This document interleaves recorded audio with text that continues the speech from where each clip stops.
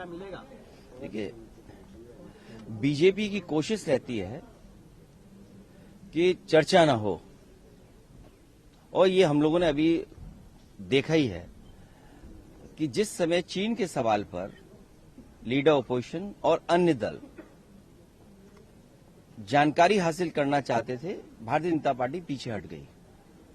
और इस बात को हम कई बार दोहराते हैं, चीन के साथ हमारे कैसे संबंध हों, उस पर हम लोगों को हमेशा विचार कर करके फैसले लेने चाहिए।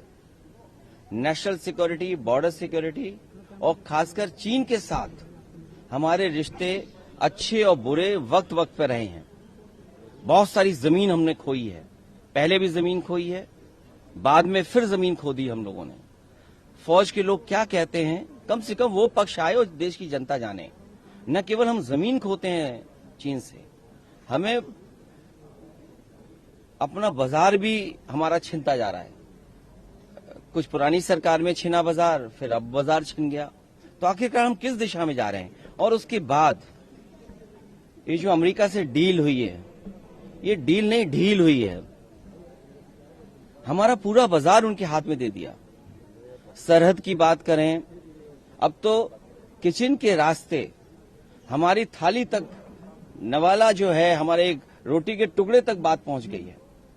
अब सनातनियों को ये चिंता करनी पड़ेगी कि उनका व्रत कैसे सनातनी रहेगा।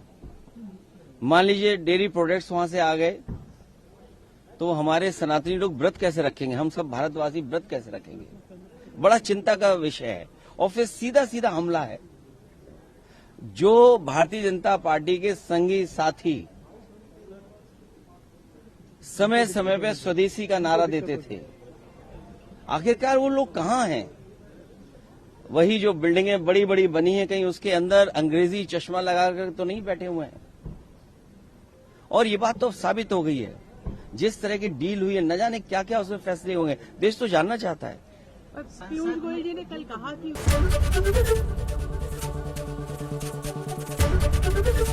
एबीपी गंगा, खबर आपकी, जुबान आपकी।